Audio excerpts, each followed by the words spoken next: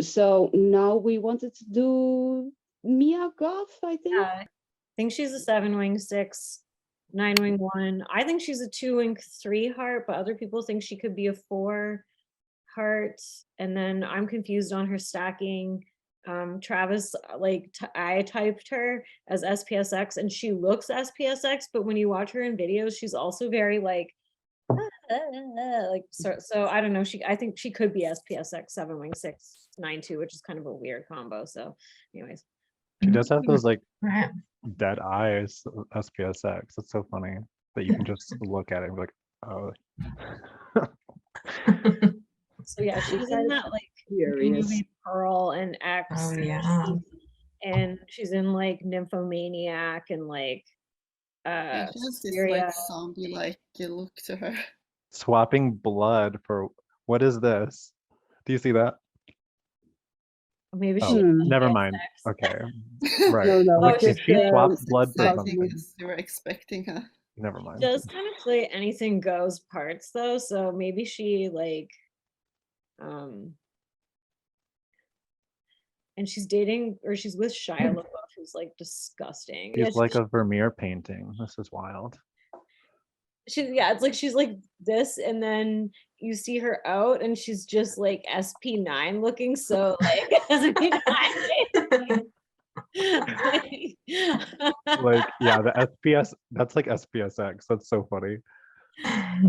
Caught out from under their rock, just scuttling on their errand. I think she's cool though. But yeah, if you haven't watched interviews of her, it's she's very surprising. She's surprisingly just wacky as fuck. Okay, her being fucking weird. Look at her bobbing back and forth. Yeah. Women that I looked up. Yeah, maybe a head type tell. Yeah. Women that I looked up to as a little girl. Jennifer Lopez, J-Lo. Well, I think it's the vibe, isn't it? She's always moving. And she's I used to say that I would become Emgo as Mia Goth. I think it's small things in life that make the bigger picture of life. I'm Mia Goth, and this is my voice. Oh, and I kind of do associate baby voice with too. Yeah.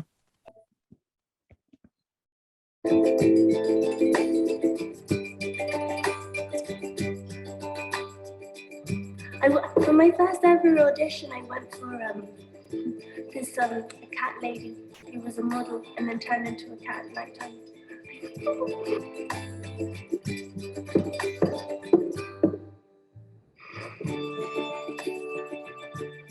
Well, I think the worst lie I ever told is because my last name is Goth. I used to tell kids at school that I was related to Van Gogh, and that when I turned 18, I would inherit all the fortune from the sunflower painting. And they all believed it. And then, I turned 18, and they were like, "So where's the money?" And I'm like, "What?" It was terrible. It is what it is. That does seem like a 7. It is what it is. Yeah. Do you guys have impressions you want to share? It seems so 7. Yeah. Yes, she's interesting and surprising. I thought she would be different. Same. She has this waifishness, like a mischievous little elf fairy that's hardly even here. Yeah. So, I guess 7, 9. Well, that is kind of interesting, just that fact that she doesn't have an Instagram. Maybe points is, I know that there's plenty of celebrities who don't, but there's most of them do.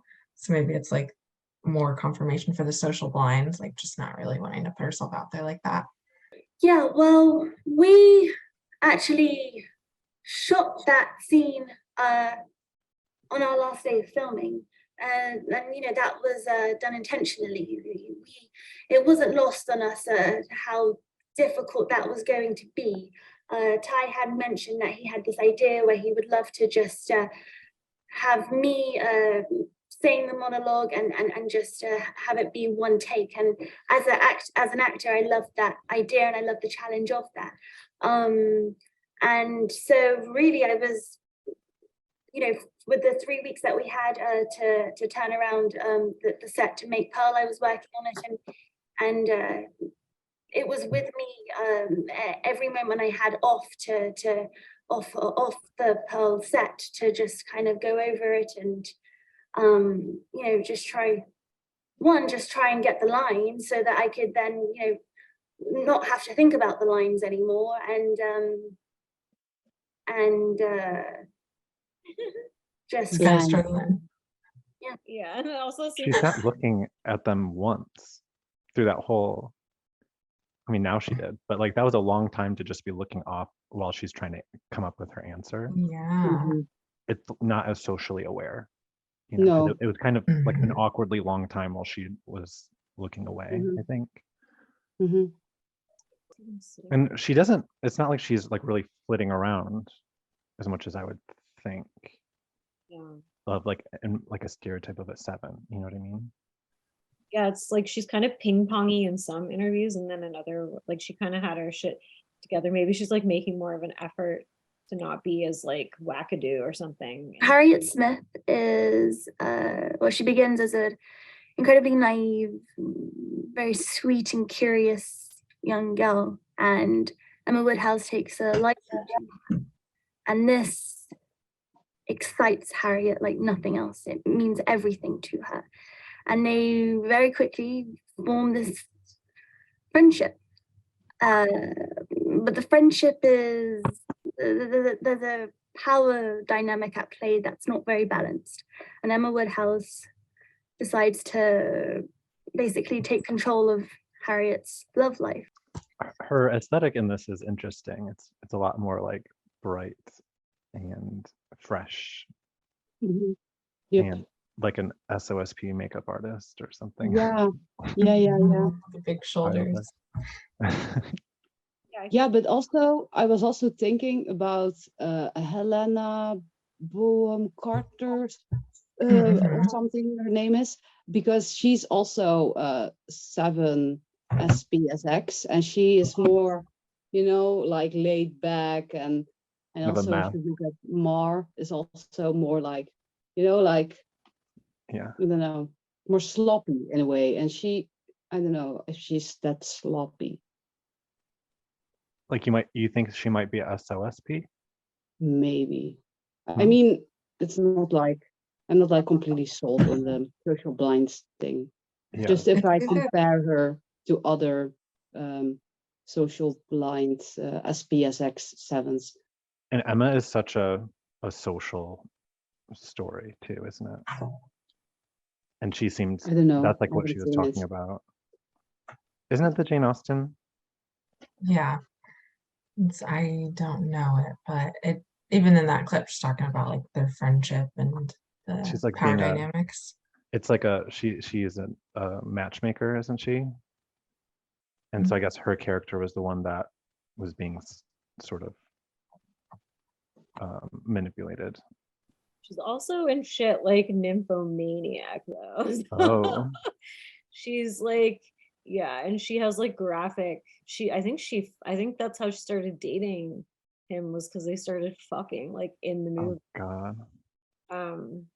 Yeah, like she gets cast because she's kind of like a odd, creepy, hot chick. Like it's like there's something kind of creepy about her, but I feel like that can also be too. So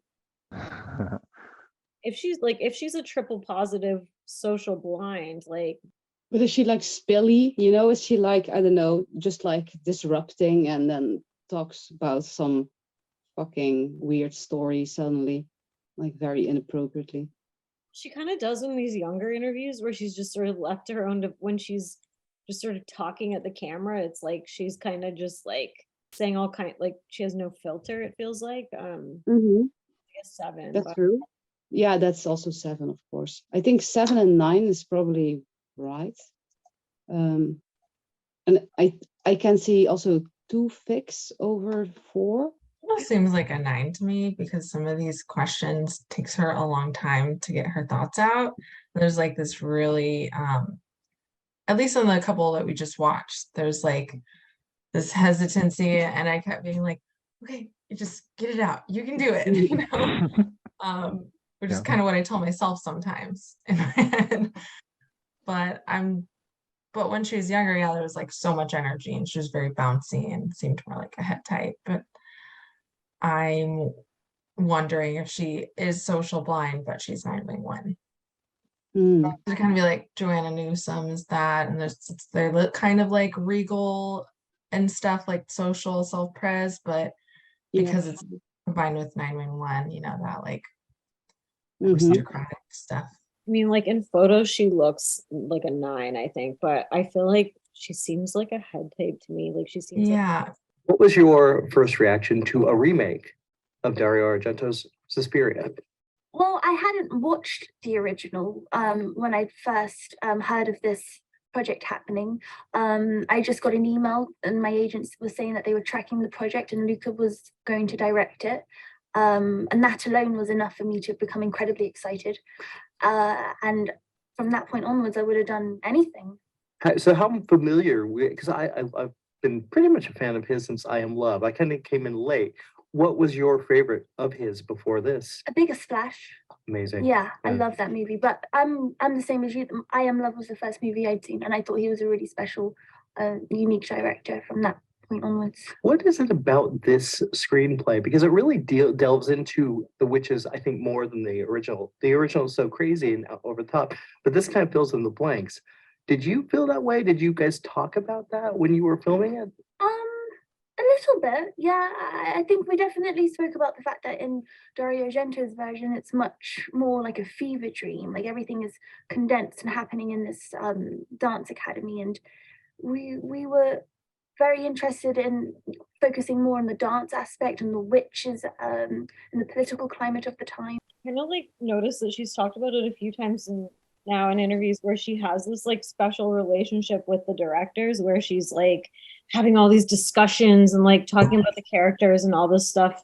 I don't know how like common that is, but that like Yeah, I was actually thinking, couldn't she be like SXSO?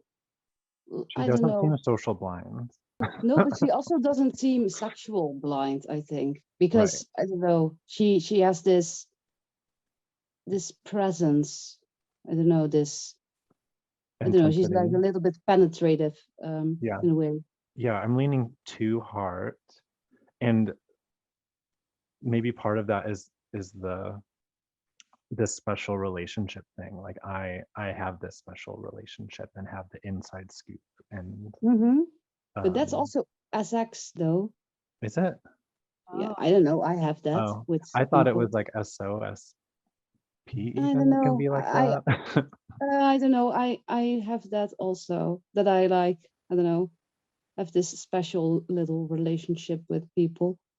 But it's It it's depends. that I get stuff out of it. So yeah, so it's maybe, but I don't know what her motivation is, of course. So It depends on if it's like about being like chosen sexually, sort of, or it's like more like she's playing this special role for them. Depends on that, probably. I feel like there's certain things I know she isn't, or at least that I believe she isn't. But then what she actually is a little harder to pin down. I don't think she's asexual type, because even just looking at all those pictures, I don't know, it doesn't seem like her primary thing. Like she's trying to look attractive enough, or you know, magnetize people. That's not the right word, but I just, no, especially if she's a attract 7, I don't think she'd be a sexual 7, because they're like way more people. assertive with that stuff, I think. We started filming and we would train for 6 to 8 hours a day, sometimes 7 days a week, and we would just run it over and over and over again. And it was so much fun, because once you pass that stage of learning the actual choreography, then you can really get into the nuanced aspects of the dance, which is really fun. And you realize how poetic it can be and expressive. And I've walked away from that experience with a whole new respect and admiration for dance. I think that she's not messy enough to be sexual. No, wait, a self-pressed sexual 7. Like not, laid back and dark enough. Yeah. My name is Mia Goth, and I play Marsha. The first thing that attracted me to this film was the script. I thought it was one of the most original and unique and fresh and elevated and poetic things I'd ever read. I thought my character Marsha was. I know it's not just 4, but she has dropped this multiple times too. Oh, it's so unique. It's so original. So poetic. She loves the poetic. Yeah, I agree. She doesn't seem that messy in a way. I mean, in some pictures she does, but in interviews she's even though she has the 7-ish excitability, she's still very like contained in a way, composed in a way, or like her personal life is a disaster though. Yeah, can you explain a little bit about her personal life, because maybe it will give us some insight. Like she's gotten in like punching matches with Shia LaBeouf out in public. Like they broke up. He like fucked, like he was dating FKA Twigs. She accused him of giving her like herpes, and like all these people accused him of sexual assault. And now Mia Goth's like having his baby. It's like she's messy. Like there's like her life is messy, and like she's it almost seems social blind to me in some level, like that she just is kind of like whatever, like, or FP blind, like that era in Hollywood. It's like everyone's like, I don't know, we can't be associated with like the pervert, the wife beater, the guy who, you know what I mean, and she's just like, I'm gonna have a baby with him. So beautiful and somewhat intimidating. I was completely terrified to play her because she is at times so rambunctious and fearless, but I knew that having the chance to play her would present an opportunity to find a little bit more of that within myself. People need to start seeing these sorts of stories on the big screen. Female characters in unflinching, uncompromising, strong, independent roles. Even if just one little girl is able to connect with that on screen, then I think we've done something incredibly profound. But that's social stuff, It's like wanting to contribute a little bit to the other people. She's brought up a lot of social stuff. Thing is, like, I can see 6 and 7. Like, I can see that more than I can see any other type with her. Like, and she's doing a lot of like 6 buzzwords, like courage, and like, I mean, I guess you could say this is 9 stuff too, but it's like wanting her to find like she's a courageous character, and she's like fearless, and like like it's sort of 6y, but I can see that being like a 7-wing 6 too. I don't know. She seems just so scattered. Yeah, she is scattered. Like head typey. I don't know if I see 6 though. Don't I see so much of it? It's like 7-wing 6 specifically, but she seems so anxious and like. Hi. What's something about your character that people wouldn't know from seeing the movie? She's very motivated. She's relentless. She gets put down quite a few times, but she has her goal. She's after something, and she won't stop at it until she gets there. She's a very charming young woman. And what were some of the challenges of working on the film? Maybe or something that you learned. Well, the costumes, that was a challenge in and of itself, becoming comfortable in those costumes and with the corsets that we had to wear and how restrictive they were, and really adapting our body and our body language to form fit that time, and avoid falling into modern day behavior traps of our mannerisms. That was the challenge. And were you a fan of the Jane Austen books before you became involved with Emma? Yeah, I'd studied Pride and Prejudice. I grew up in England, and that's very much embedded in our culture and in our schooling in England. But I hadn't studied Emma, so it was a real treat to read that and get to enter into that whole world. And what do you hope audiences will take away from seeing Emma?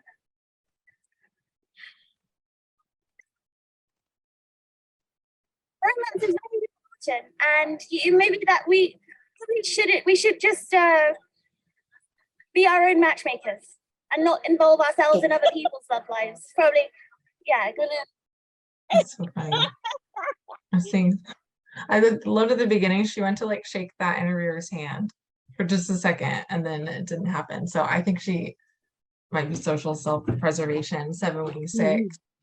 British people are also kind of SOSP as it is, though.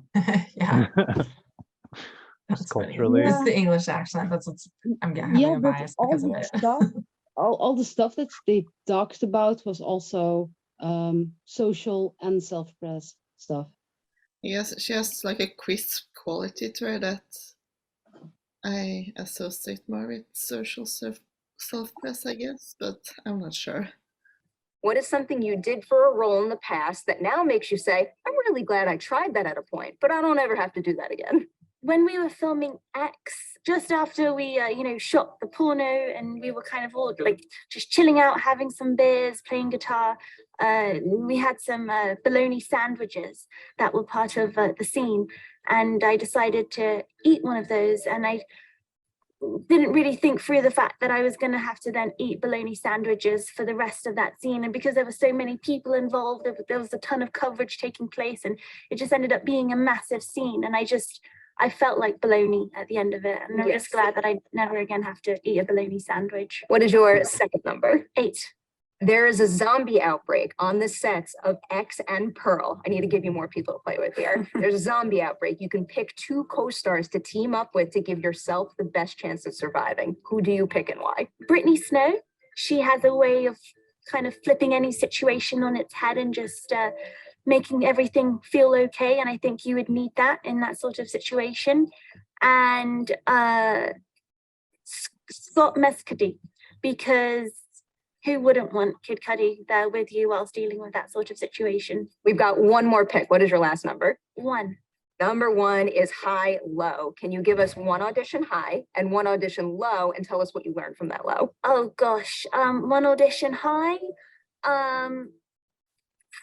Probably at the top of my mind, when I auditioned for a movie called Marrowbone a few years back with my director, and I met Sergio there, and it went so well that he ended up giving me the job on the spot. So that was pretty great.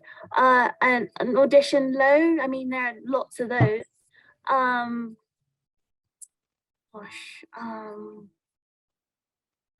Probably, just auditioning and just for bizarre things, like a Catwoman, like where you're not that, but like when you're auditioning for oh gosh, what's it? She was a model during the day and then she became a leopard at night, and just like getting into the things like that, and it was just quite bizarre. I mean, honestly, I kind of want to see that now. They never made that movie. I want to watch it. Yeah. What about Joanna Newsom? She's a self-pressed sexual 9-1. And I feel like she vibes kind of similarly because she's also kind of cutesy and has like a high voice. She plays harp, and I love that her low was just that she had to eat bologna sandwiches over and over again. Yeah. Like, why is she like talking about SP stuff? Like, yeah. So the similarities that I see is that even though she's social blind, she's very like, she's attachment. So she seems like with the interviewer and stuff, both Mia Goth and this girl we just watched, Joanna Newsom. Because her lifestyle, her even just like her eyes seem social blind, but her like presence and energy is different. When you're actually talking to her, she's really nice and friendly. I also feel like the SX people are like so nonchalant in a way. They're like always like, I don't know, and with her it's more like this, it's like more straight up, and she's kind of nonchalant for a British person. The step back. She's more like, like that. Congratulations on everything you've accomplished, but in particular right now, we're celebrating Pearl, and you are something else in this movie.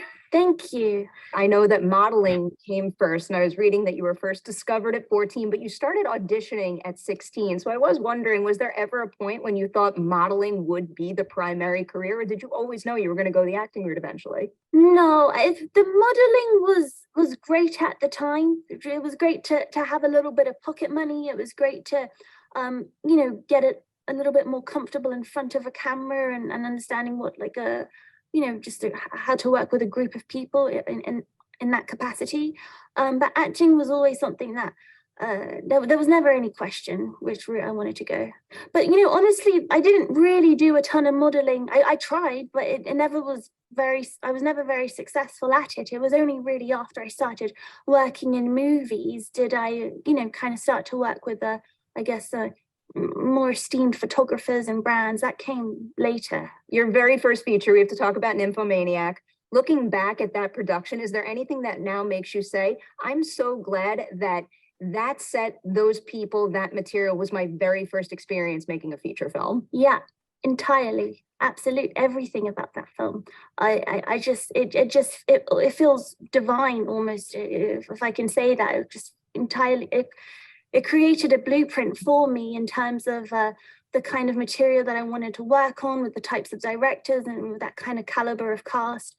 I was incredibly fortunate to have that as my first project. It really kind of set the field for me in terms of what it is I'm aspiring to do. What did that tell you about the types of set environments and the stories you want to tackle at the time? What did that movie make the priority for you when you were picking projects after that? Stories that are exploring people. Pretty simple. That's pretty much it. And not so much plot. Plot doesn't interest me all that much. Character studies, directors that are interested in actors and bringing out the best in them, and directors that are concerned with the truth and don't want to and that being at the forefront of what they do. I'm very director oriented. That's the number one for me, and then it goes in to character, and then to script and to story and everything else around that. But yeah, so I feel that she has a sixth wing if she is a 7, because she's talking about, I don't know, the truth. Maybe that's too little, but and also lots of social stuff. I mean, come on, she's like constantly mentioning social dynamics. And but it's like, again, like we said, like it's about her special relationships with the director. Like that's the top of her mind. Like it's like she keeps saying like it's like she's trying to position herself as like the person that the director talks to, like the confidant, like this kind of, like I feel like the way she talks about social though is just like, it's like, oh, I have to say this thing, like, oh, like oh, and it's like it was culturally important. It's like, but she's not actually talking about the social juice. Like she's not like, because like, like this happened, like she's not like describing the exciting social stuff. Like it's like, it feels like pot boiler, or what's it called? Boiler, oh my God. It feels like boilerplate kind of social. It doesn't feel like social. Yeah, but I don't think that a self-pressed sexual person would do that. I'm leaning maybe social sexual 7, 9, 2, I think. I was gonna say that I probably over 9, like see 9 everywhere. I think she might be a 9. Yeah. I still feel that kind of too. I think she's more it's more likely that she's triple positive than just because she doesn't seem negative enough, or that she's pointing out the things that are wrong about everything, because I didn't really pick up on a lot of that with her. She wasn't talking Setting about herself like apart or something. Yeah, there wasn't too much of like pointing out how something didn't work out, or whatever, like you might see with Mhm. 4 or with 7, or like especially with 2 frustration fixes. But yeah, the actual core, I definitely think she's not a heart type. So either 9-wing-1 or 7-wing-6. What do you see that's so 7-wing-6? She's just Like in a your massive head type, like, and you can see so much 6. It's like she keeps dropping 6 buzzwords everywhere, and she's done 7 buzzwords. She's done more 6 than 7. I lean 7 over 6 just because she doesn't seem to have that like insecurity and like that sort of she can't just make sure she's saying the right thing kind of thing, unless she's like a social blind fucking Stockholm. I don't know. that would be kind of interesting. I think the stuff that seems 6 to me would be social stuff. Like I'm attributing that to social. SOSP probably. I just don't see her doing social self-pres, and I don't like social self-preses get like high and mighty, and like they can get really like But a 9 is gonna not do that as much, I think, or they're not gonna be as. Yeah, but they still can be like, because with 9 they do have the old gut type, like being at the top. Yeah. Like they're kind of floating above everyone. So I think with social self-press 9 there can be even more of that feeling of them floating above. sort of like in her own little world, like she's sort of just like she's good, like Yeah, she does kind of have a bit of this vibe that she's in her own world, which does make me wonder if either she's self-pressed sexual or if she is a 9, because it's kind of withdrawn, if that makes sense. I'm thinking about how she talks about the directors being important and how like it seems like the relationship with the director is super important, and also like how she gets into it, and I can kind of relate to that, like how I can sort of follow those relationships like career wise even, and like use social as a way to like, oh, I know this person, like I have this connection with this person and I'm going to like use that in order to, for my next project or my next I would rather go somewhere like where that's known and there is a connection than just something totally new and unknown. Like she's focusing on these specific, it's not like the broad kind of social, it's more like the closer individual kind of social. Yeah. Which I relate to more than like I don't really care as much about. I mean, I kind of do, like, oh, society, whatever. But what really gets me is more that like zooming in on Yeah, because social can still be into intimate. one-on-one kind of connecting. Yeah. Yeah. Especially for like a withdrawn type. Yeah, like 2 kind of has some inherent sexual in it, in that like 2 wants to dissolve boundaries and like reach. And 9 does too. And so yeah, so with both 2 Yeah. and 9 in the tri-type, that would make her more like get closer to people more easily, probably. I don't think Together. she's social self-pres anymore. I just think she's an attachment type instead. So you think maybe SPSX 9? Yeah, I think so. I think I'm back to that. one. I mean, I feel like if she was a core 9, you'd be seeing wing 1, you'd be seeing wing 8. I just see 9 as a fix. Like it's like she's not creamy, she's not soft, she's just like this weird head type doing this. So much 6 anxiety and stuff there. Like it doesn't look like it in photos. She looks like a 9 in photos, which is what I assumed she would be when I started trying to type her, and then I was like, whoa. Like the opposite of Shelley Duvall. Just seems too with it and too with the interviewers and too like present to be a social blind 7. Because I feel like social blind 7s just are like on their own. No, I mean Chanti's obviously wonderful, but when it comes to celebrities and they're there and like yeah, they're just, especially the Helena's Bonham Carter is a good example. It's just like Mia Goth doesn't seem very assertive, I guess. she's not like pushing her thing in an interview. She's just very receptive, and it's just like just going with the flow. And it does come out like sounding like boilerplate stuff sometimes, because she's just like, oh yeah, these are great people, I loved it. For me, if you don't trust the director who's leading the ship, then nothing of any value, I think, is going to be made. You've worked with some of the best of the best. I mean, like again, a 6y, but Yeah, 6 core maybe. I don't know. Let's throw in a new I don't see thing six into the core. mix. I don't think so. like 7s can be really 6y and 6s can, but it's like she doesn't seem negative or reactive, but she's doing so much 6, and it's like 6 super ego, not 1 in my opinion anyways. It's like the leader, like gotta trust the director, like the truth, blah blah. It's like I don't like buzzword typing, but she's dropping a lot of 6 buzzwords.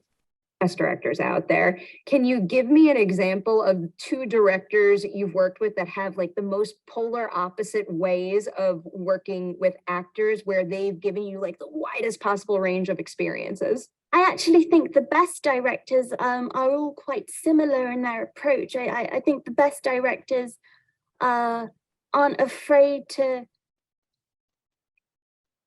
give up control. The best directors don't try to micromanage or control their actors or anyone on set. You know, in some ways, the director's job is everything leading up to set. The director is the one bringing everyone together and picking costume designers and makeup artists and production designers and so on, and then, you know, trusting them to do their job. And if the director has faith in these people, I think that's where real magic can happen. Okay, so to kind of flip that around a little, when you wind up on a set where a director is micromanaging or not necessarily working in a way that's conducive to your own process, what can you do to still deliver your best possible work, but also, you know, keep a positive atmosphere on set? Because I think it's one of the hardest things to do. Yeah, that's a good question.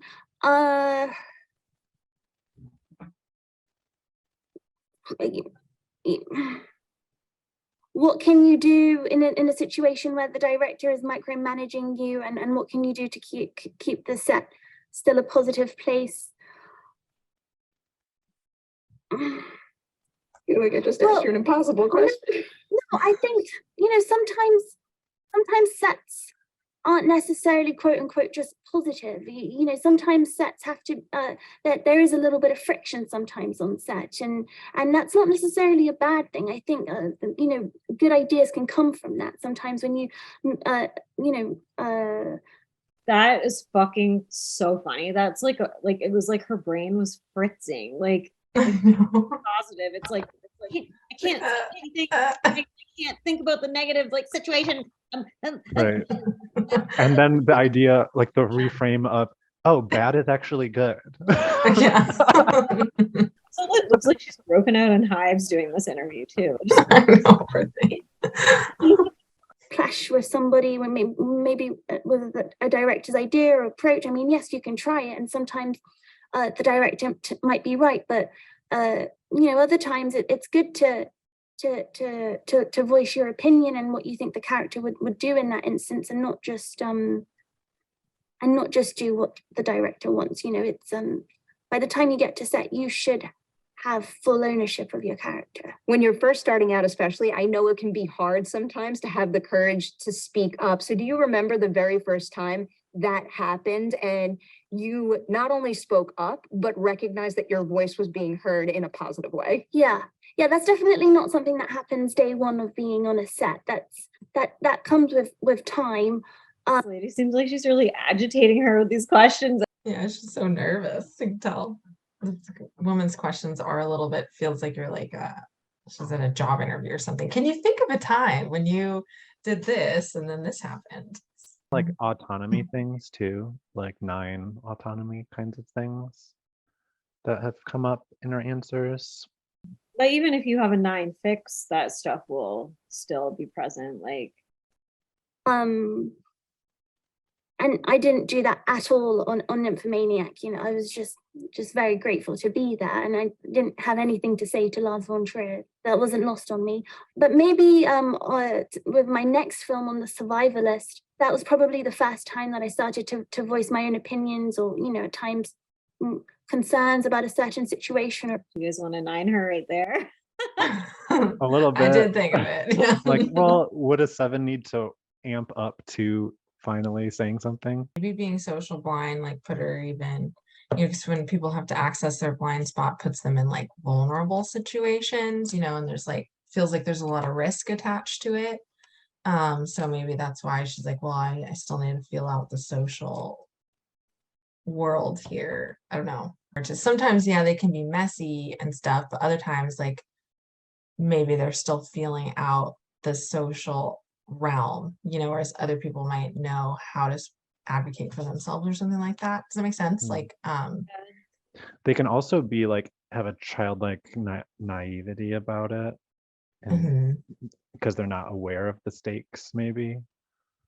Yeah, it could be why she seems so nervous in these situations. Like, if she's like, seems like a lot of social blind people aren't only do this type of stuff because it's expected of them and it's part of their job. And, you know, oh, I'm an actor, so now I have to go advertise the movie, but probably isn't how she would prefer to do it, you know. She's like really refined. She has a very refined look. And does, like, when she's doing stuff, but then she seems like kind of like in interviews, and then in her personal life she like trots around, like she has like no eyebrows. There's like could it be like the 9 taking on aspects of their partner?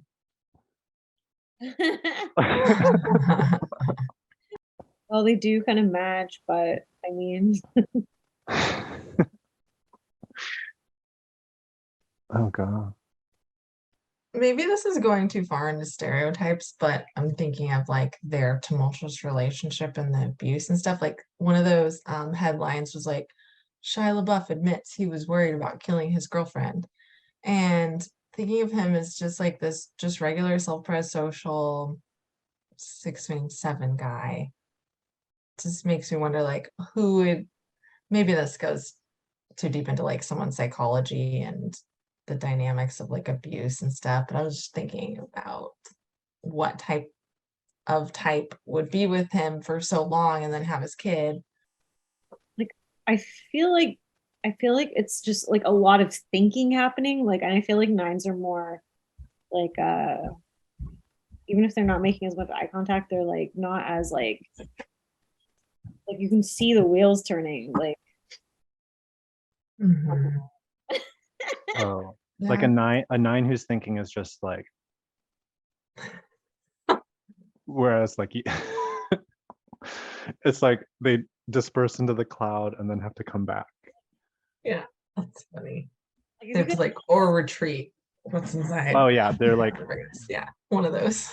the like fake face goes on. Like,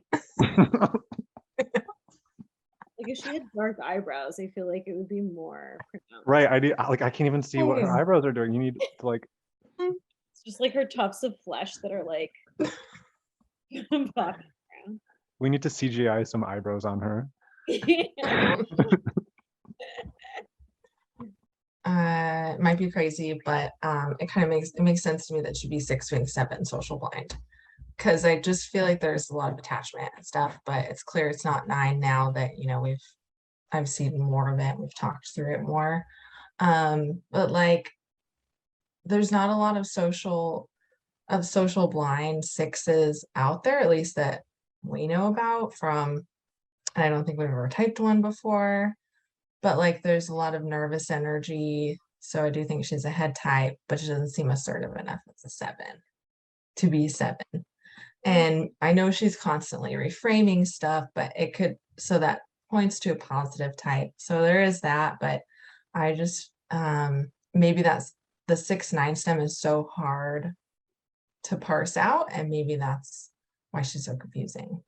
A social blind Stockholm Yeah, I mean, she does do tons of 6 buzzwords, so Yeah, because she's a lot of 6w7s are really bouncy and talkative and likable. And but obviously she's had some controversies in her personal life. So maybe that is where you see the reactivity come up. So I think there's like videos of her and Shia LaBeouf like fighting and stuff, TMZ type of clips. So maybe they're just Did you say feed off biting? fighting, just Okay. the fight. Yeah, physical. I The don't know, biting is like, oh, if she's a biter, she's SPSX. yeah.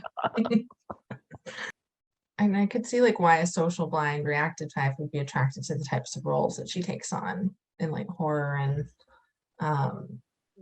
things like that. I guess that makes sense with wanting the captain of the ship, the director, like caring so much about that. yeah. Mhm.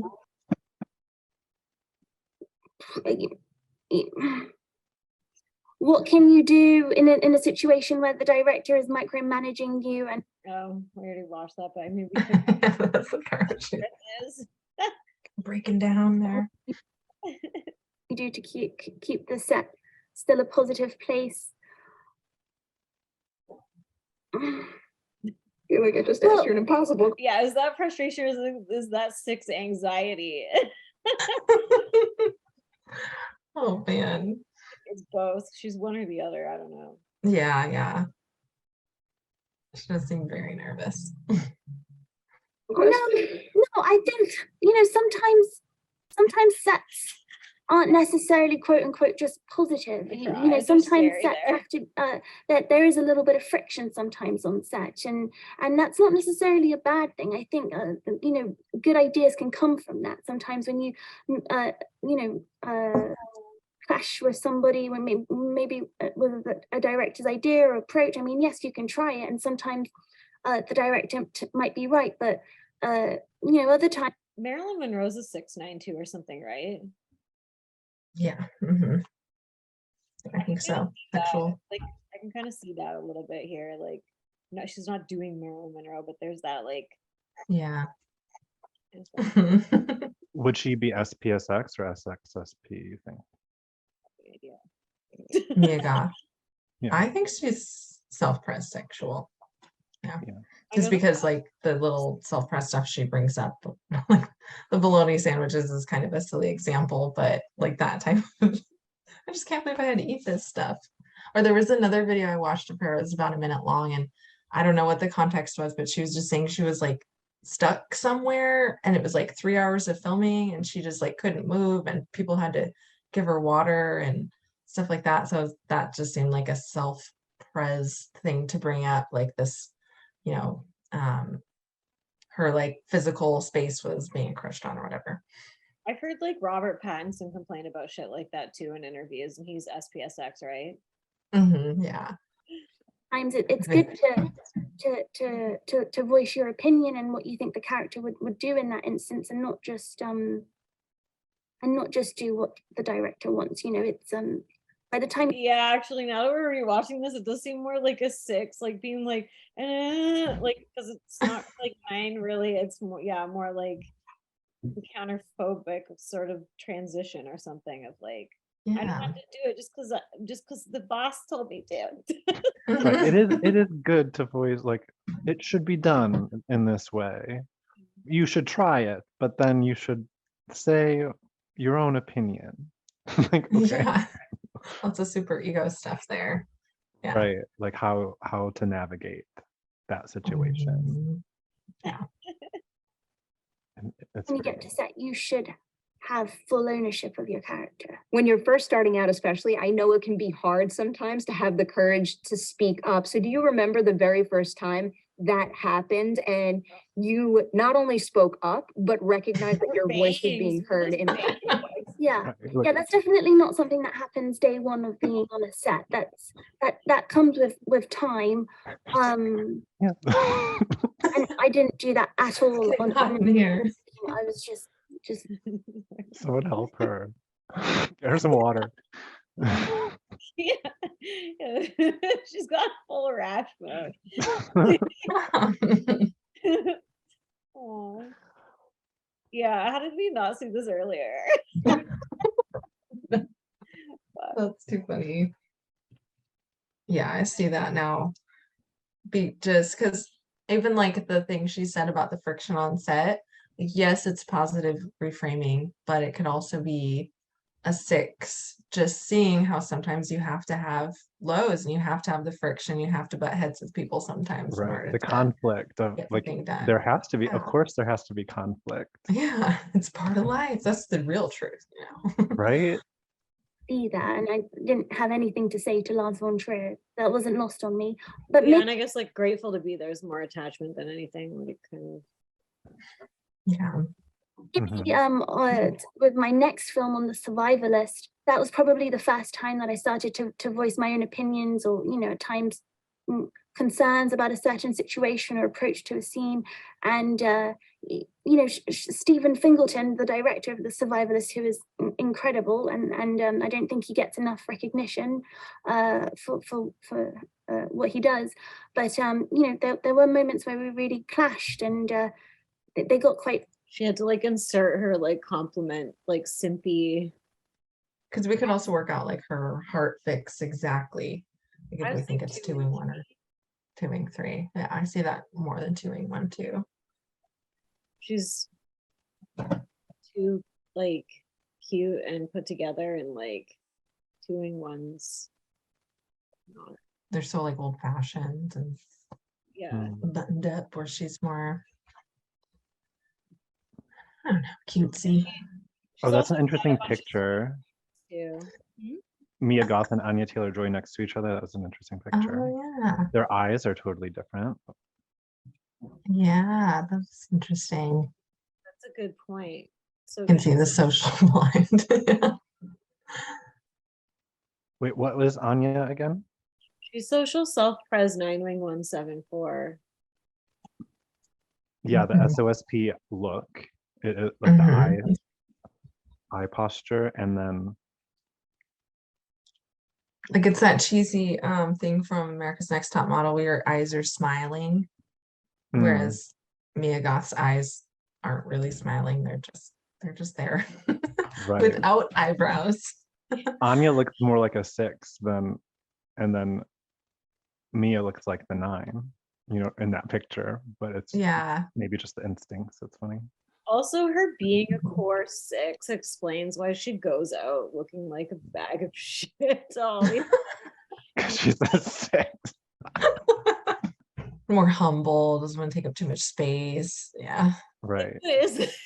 Yeah. Oh my gosh. She's like being dressed right. Like she's having, like, who knows? Maybe she picks the outfits out and has like impeccable taste. I don't know. But when she goes out, like normally it's very like drab.